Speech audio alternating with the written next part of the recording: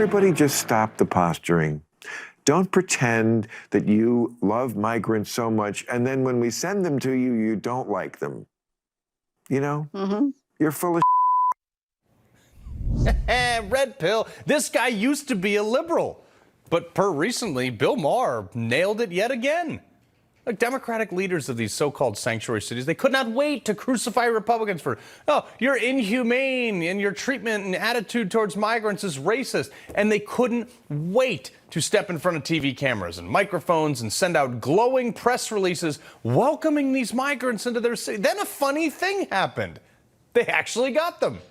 As the reality of Biden's borders began to hit these leaders square in the eyes, their entire tone changed. Suddenly, they weren't so eager to roll out the red carpet anymore. They began to feel crushed by the economic and humanitarian burden placed on them and their cities.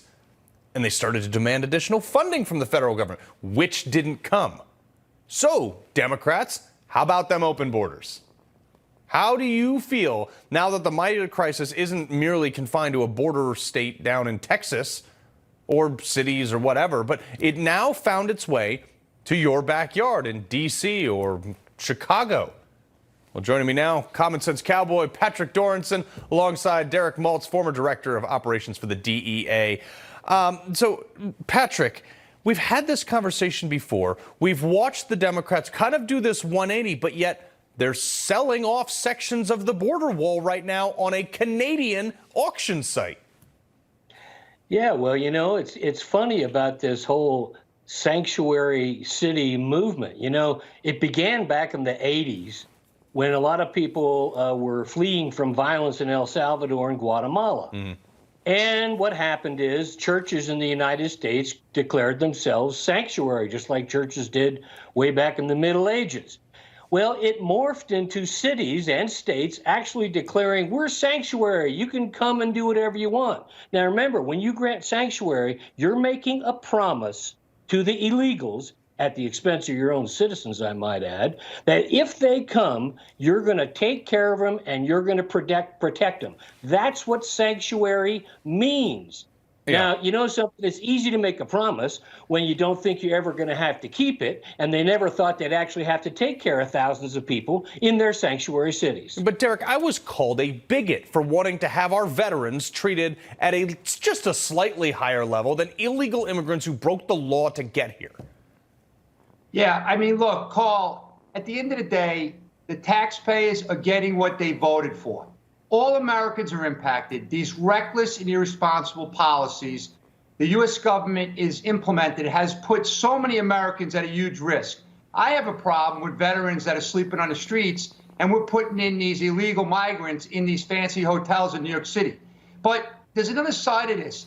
149 subjects were apprehended by Border Patrol that were on the terrorist watch list. That's 149 that we know of. Mm-hmm. But in the 1.7 million gotaways, how many terrorists and how many Chinese military-age men are in those gotaways? So here's the bottom line. Open borders enhance cartels' ability to kill Americans as they work with the Chinese criminal networks. That's disgusting. And the services and the schools in America are being impacted already, and it's going to get worse. Yeah. So without border security, we have no country. Well, Patrick, Siena College actually went out and did a poll on this, and they interviewed places like way away, like 2,000 miles away from the border. New Yorkers surveyed about this migrant. 82% believe it is either a very serious or a somewhat serious of a problem. I mean, can that be denied by somebody like Eric Adams when he's going to run for mayor again? Well, he can deny it all he wants. I mean, so can, Ms. Hochul. So can Joe Biden, so can all the Democrats. They can deny it, but what you can't deny is the fact that the open border is creating a crisis in this country from the Mexican border to the Canadian border and everything in between. Even where I live here in Idaho, a bunch of NGOs all of a sudden dropped in 200 Peruvians, and they ended up staying in the old movie theater that had closed. And guess what? Nobody's taking care of them. They're all of a sudden, we're a little town and we've been overrun. So it's affecting everybody. Look, They made a promise. The Democrats made a promise to these people, and it might be a promise with a nod and a wink, and gee, we really don't mean it, but come on anyways. It's kind of like this, stop, come. And what we have to do is reclaim our border. It's funny. When the Democrats make these promises, it reminds me of that scene in Lonesome Dove when old Ranger Call talks to his dying friend Gus, and he promises him that he will bring him back to Texas and bury him if he dies in Montana. Well, it's a long trip back. And guess what happens after he buries him? He says, I guess I'm going to be more careful about what kind of promises I make. And maybe the Democrats at some point will be a little more careful about what kind of promises they make. It's a little bit doubtful. But, Derek, DHS is spending $800 million on these NGOs that Patrick was talking about that facilitate this move. Right. So that's nothing new. Like, they're facilitating the movement that the cartels are making billions of dollars and enhancing their worldwide capabilities because our government is enhancing their ability to operate. By the way, the winners are the Communist Party of China, the Mexican cartels, and let's not forget the corrupt government officials in Mexico.